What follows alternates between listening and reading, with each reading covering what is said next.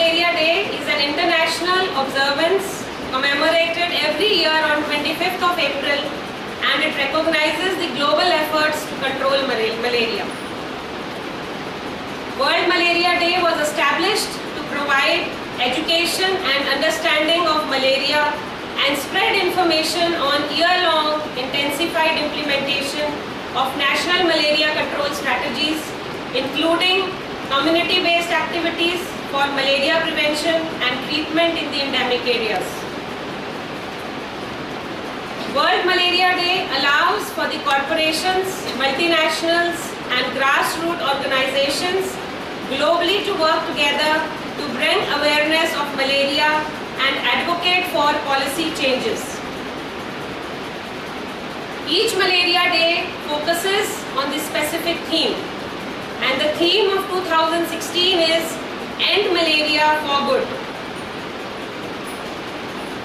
While efforts to prevent, diagnose and treat malaria have gained momentum over the past years, an annual shortfall in funding threatens to slow down the progress, particularly in the developing countries. And therefore, we need to find ways to bridge the funding gaps, to need to provide endemic countries the resources, technical support, so that they can implement sound malaria control plans, as malaria resurgence will likely take many more lives. The present scenario is that globally 3.3 billion people in 106 countries are at risk of malaria. In 2012, malaria caused an estimated 6,27,000 deaths, mostly among the African children. Asia, Latin America and to a lesser extent the Middle East and parts of Europe are also affected. Present scenario number 2 is that global population which is at risk of having malaria is 2.3 billion. Global prevalence is 300 to 500 million people they are infected. Global annual incidence is 120 million clinical cases, and global annual mortality is 1.5 to 3 million. And every 20 seconds a child is dying of malaria. Defeating malaria is critical for ending poverty, for improving maternal and child health, for healthier societies, for increased attendance to school and work, for more productive communities and for stronger economies. Therefore, eliminating malaria will certainly make the world a better and a safer place. It will enable millions to reach their full potential, and therefore our goal is eliminate malaria in at least 10 countries by the year 2020. Now, what is malaria actually? All of us must be knowing, but still a reminder that malaria is a parasitic disease which is transmitted by the bite of mosquitoes. And once the symptoms they appear, sometimes they can cause so many complications that they can even kill a person. Malaria was certainly a global emergency. I am saying was because now with the efforts of WHO and our country, our nation, malaria mortality rates have fallen by 47% globally. But still malaria continues to pose a major public health threat in India, and particularly due to Plasmodium falciparum, which is prone to cause complications. And in India, about 21.98% population lives in malaria high transmission areas, and about 67% of people they live in low transmission areas. Now, if you look at the demography, about 92% of malaria cases and 97% of deaths due to malaria is reported from northeastern states: Chhattisgarh, Jharkhand, Madhya Pradesh, Orissa, Andhra Pradesh, Maharashtra, Gujarat, Rajasthan, West Bengal and Karnataka. Why it is so? Because most of these areas are remote areas and they are inaccessible to the health services.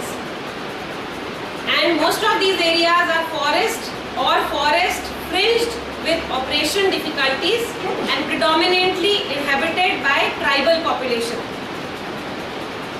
Although anyone can have malaria, but there are certain groups, high-risk groups, like young children who have not yet developed protective immunity. Because if you live in an endemic area means area where the disease is quite common.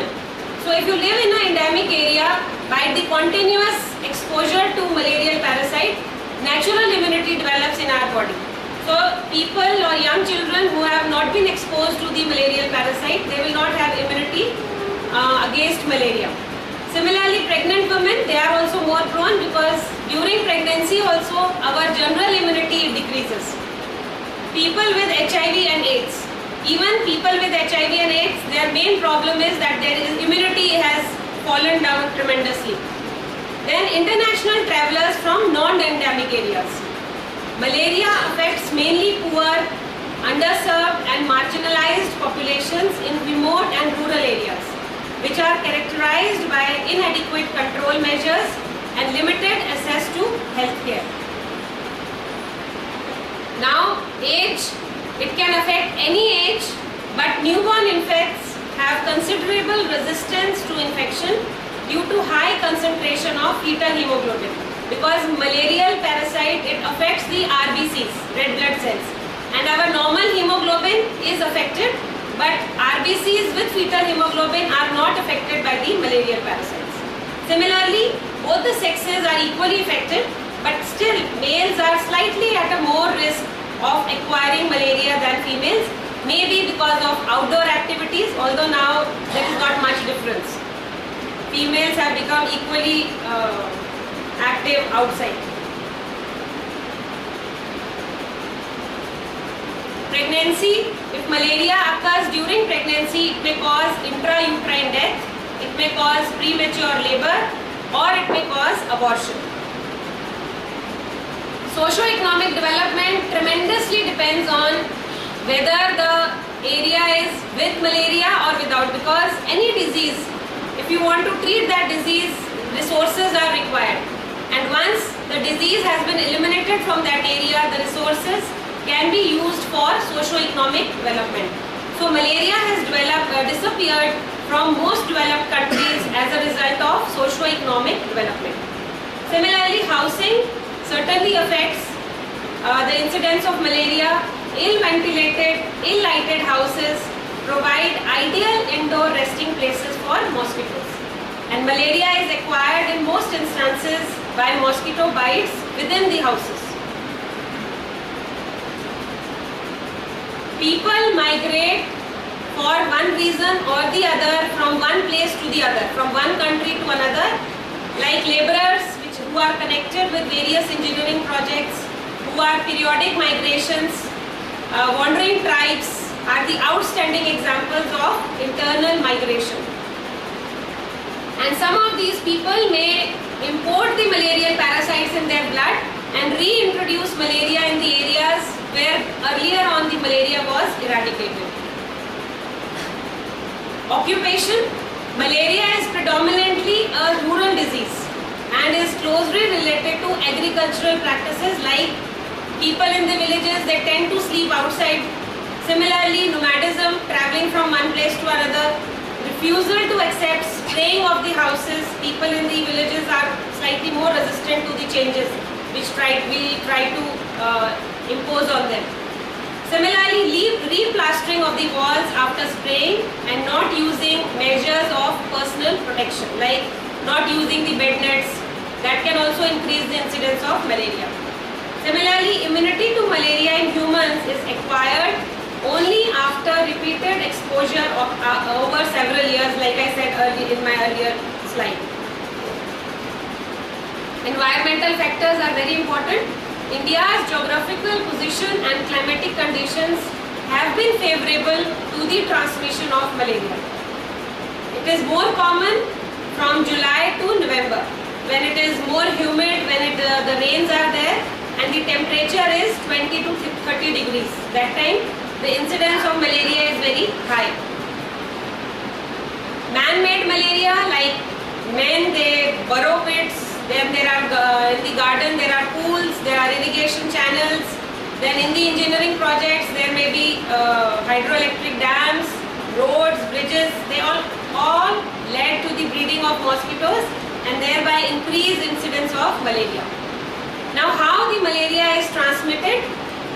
It is basically transmitted by the bite of infected female Anopheles mosquito.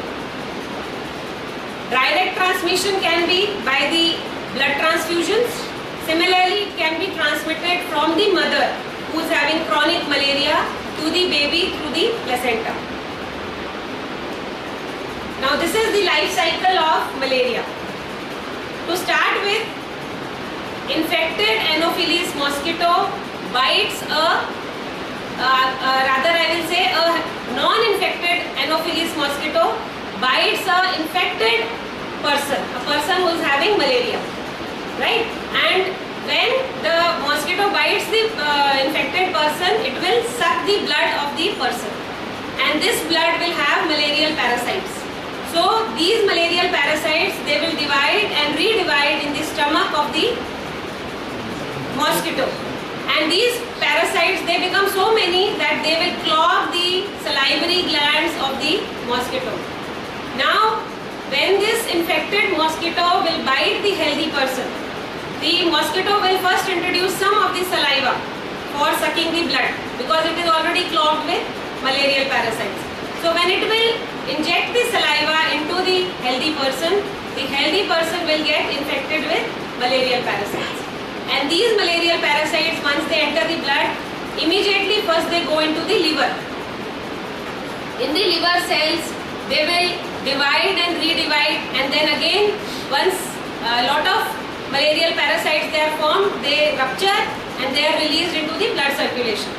Now, either the cycle is repeated, that again another hepatocytes or liver cells are affected, or next cycle is that the malarial parasite will attack the RBCs, red blood cells, and in the RBCs again they will grow and then they will divide and redivide, and once the RBCs get ruptured, it is released again into the blood circulation. So when the RBCs they rupture and toxins which are produced are released in the blood circulation, the patient will have fever, and these toxins then they cause the symptoms of malaria. So if we don't treat, the cycle is repeated again and again. And why some people have relapse of malaria? कईयों को कई patients कहते हैं कि जी हमें साल में 2-3 बार malaria होता ही होता है. क्यों ऐसे होता है? क्योंकि जो उनके liver cells के अंदर जो malarial parasite है वो अभी पूरी तरह से मरा नहीं है. It keeps on you can say affecting the liver cells and RBCs, and therefore the patients they have relapse of malaria. So this was the life cycle of malarial parasite in our body. Now what is incubation period? Incubation period is the time period between the bite of the mosquito and when the symptoms they appear. And the first symptom is fever. इसमें भी 3 stages होती हैं. एक one is cold stage, second is hot stage and third is sweating stage. कि अगर हमें ये symptoms हों तो हमें immediately अपनी investigations करानी चाहिए. और कोल्ड स्टेज में क्या होता है कि पहले पेशेंट को थकावट सी, शरीर में सारा शरीर दर्द करना शुरू हो जाता है, हेडेक होता है, और फिर उसके बाद थोड़ा सा जी खराब होना और ठंड लगनी शुरू हो जाती है और शिवरिंग शुरू हो जाती है.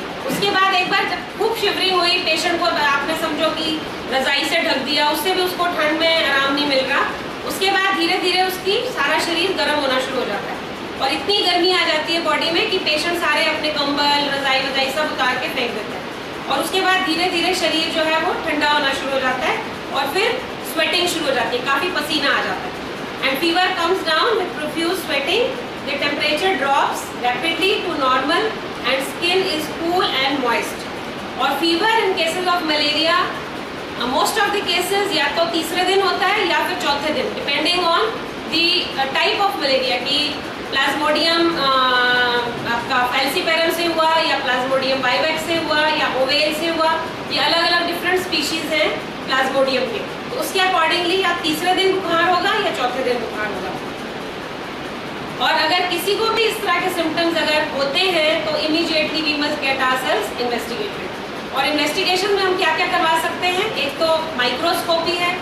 माइक्रोस्कोपी में वी मेक दी स्लाइड्स, और इस बात का ज़रूर ध्यान रखना चाहिए कि जब फीवर पीक पे हो, क्योंकि ज़्यादातर पेशेंट क्या होता है जब आते हैं हमारे पास जब बुखार उतर चुका होता है और वो ये कहेंगे कि जी कल बहुत तेज़ बुखार था लेकिन आज नहीं है। तो जिस दिन फीवर नहीं है अगर उस दिन हम टेस्ट करेंगे तो ज़्यादा चांसेस है कि वो नेगेटिव आएगा। इसीलिए ज़रूरी है कि जिस दिन फीवर है और बहुत तेज़ बुखार है उस दिन डॉक्टर के पास जाके अपने टेस्ट करवाएं, ताकि वो पॉजिटिव आने के चांसेस ज़्यादा होंगे और डायग्नोसिस जल्दी बनेगा। इसमें भी हम 2 तरह की स्लाइड्स बनाते हैं। एक तो थिन स्लाइड बनाते हैं जिसमें कि हमें ये पता चलता है कि किस टाइप का मलेरिया है, मतलब प्लाज्मोडियम फैल्सीपेरम है या ओवेल है या मतलब कौन सा टाइप है। और एक होती है थिक स्लाइड। थिक स्लाइड में क्योंकि ज़्यादा ब्लड होता है इसमें कितने मलेरियल पैरासाइट्स हैं पॉजिटिव आने के चांसेस ज़्यादा होते हैं। दूसरा टेस्ट जो हम करते हैं आजकल, जो ज़्यादा टेक्नोलॉजी की ज़्यादा प्रोग्रेस की वजह से ये एक नया टेस्ट आया है, that is rapid diagnostic test. इसको हम कार्ड टेस्ट भी कहते हैं। और ये कार्ड टेस्ट जो है ये मलेरियल पैरासाइट का जो एंटीजन है उसको डिटेक्ट करता है and it is positive immediately as soon as the patient has fever. तो अगर हम टेस्ट करेंगे तो हमें ये पता चल जाएगा कि पेशेंट को मलेरिया है कि नहीं अभी प्रेजेंटली। लेकिन एक ये सीरोलॉजिकल जो टेस्ट होता है वो एंटीबॉडी डिटेक्ट करता है और उसको पॉजिटिव आने के लिए 10-12 दिन लग जाते हैं। और वो हम तब करते हैं जब पेशेंट को फीवर नहीं है, जैसे पेशेंट को ऑलरेडी हो चुका फीवर और कई दिनों बाद पेशेंट आपके पास आया या उसको मान लो ट्रैवल करना है to foreign countries, especially in area where there is no malaria. So those people they go in for this serological test. उससे ये पता चल जाएगा कि पेशेंट को पहले कभी मलेरिया हुआ कि नहीं हुआ, right. So these are the tests which can be done for diagnosis of malaria. Now active intervention measures are required and neither chemotherapy nor chemoprophylaxis will be able to reduce significantly the malaria prevalence or transmission. इसलिए बहुत ज़रूरी है कि we introduce anti-mosquito measures, what we all can do, right, in order to prevent malaria. तो अगर हम mosquitoes को जब तक उनके ऊपर इफेक्ट मतलब कोई ऐसा एक्टिविटी नहीं करेंगे तब तक हम मलेरिया को कंट्रोल में नहीं कर सकते। तो क्या क्या चीज़ें हम कर सकते हैं इंडिविजुअल लेवल पे और कम्युनिटी लेवल पे। Reduction of human mosquito contact, how we can do. Individual level पे we can use insecticide treated mosquito nets, जो मच्छरदानी हम इस्तेमाल करते हैं आजकल उसके ऊपर ही कोटिंग हो जाती है मेडिसिन की which is anti you can से मॉस्किटो। सिमिलरली रिपेलेंट्स यूज़ कर सकते हैं, जैसे क्रीम आती है, ओडोमॉस क्रीम भी आती है, लोशन भी आता है, वो हम लगा सकते हैं। प्रोटेक्टिव क्लोथिंग, ये भी जब मलेरिया का मौसम है तब पूरी बाजू की शर्ट्स पहने, instead of wearing short shirts, instead of wearing sleeveless clothes, instead of wearing you can say shorts we can wear full trousers. Similarly screening of the houses, कि घर में कहीं पे लग रहा है कि मच्छर है तो उसकी हम स्प्रे करें। कम्युनिटी लेवल पे insecticide treated nets can be used and they can be distributed. Now how to destroy the adult mosquitoes, insecticide treated nets, indoors residual spraying, space spraying and ultra low volume sprays can be used. अब mosquito की जो larva होता है, छोटे छोटे जो उनके बच्चे होते हैं, उनको भी खत्म करना ज़रूरी है।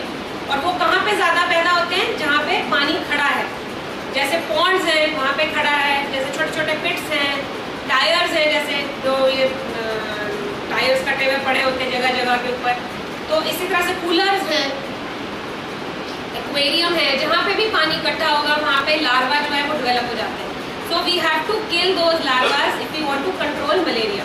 और उसके लिए we will use larviciding of the water services, जैसे मिट्टी का तेल डाल दें ऊपर, उससे भी फर्क पड़ जाएगा इट विल, क्योंकि जो ये लार्वा है इसको जिंदा रहने के लिए ऊपर आना ज़रूरी है।